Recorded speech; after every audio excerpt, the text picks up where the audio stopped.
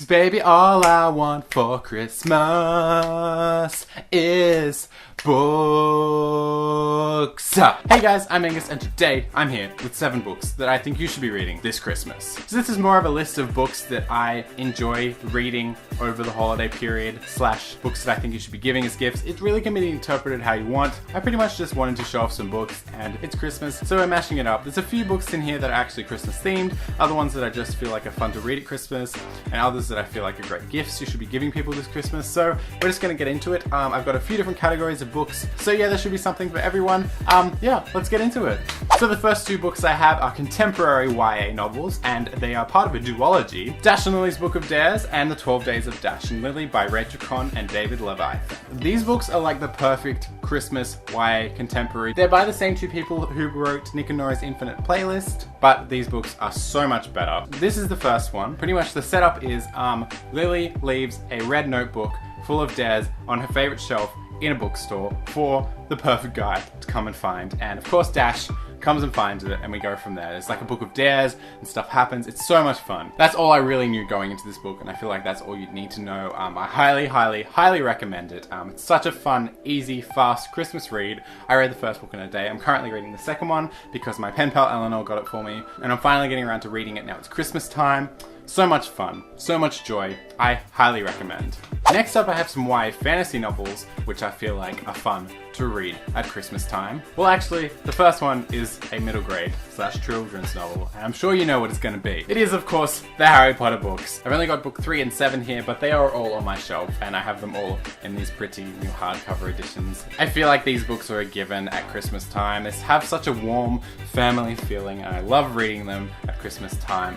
And of course, each year, towards the middle of the novel, you get to experience Christmas with Harry at Hogwarts. It's great. So much fun.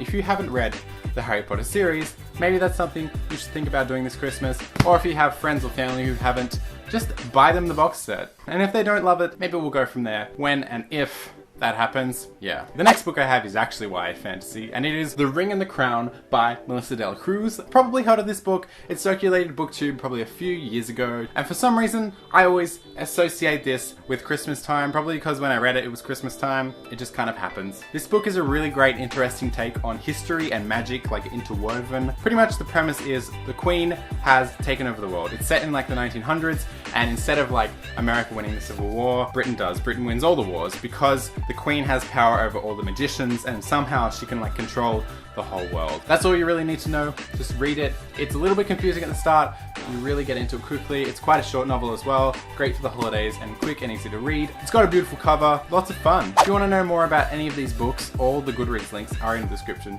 for you to click on and go and read a little bit more about them if you want to do that. But moving on, the next book I have is another YA contemporary.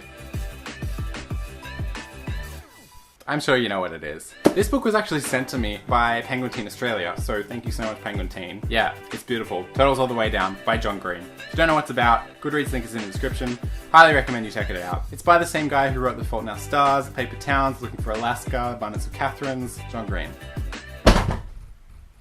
Next up, I have a book that's a little bit different from my channel. This is actually a crime fiction book set in Australia. This book was sent to me by Simon & Schuster, and it is The Burden of Lies by Richard Beasley. It's crime fiction. It's set in Sydney, Australia. It's about this crime lawyer who is appointed to represent this lady who's pretty much lost her job, her business, her house, and now the custody of her kids due to this Southeastern Banking Corporation. They're like evil, as rich banking corporations usually are. And now what's happened is she's been framed for the murder of one of the accountants from that bank because she has the perfect motive. The main character is Peter Tanner. These books are a little bit like the Robert Langdon series, where we have a main character who's in a few. I feel like I'm pretty sure there are more of these. It's a highly enjoyable read. I'm not someone who usually reads crime fiction, but I found it really intense and like edgy and really gripping. I was like addicted to this book after like a few chapters. So if you're into crime fiction at all and you know someone who is, go and pick up this book for them or for yourself, and I'm sure you will enjoy it. Alright, the final book I have to show you today was sent to me by Penguin again, and it is Volume 1 of The Book of Dust, La Belle Sauvage.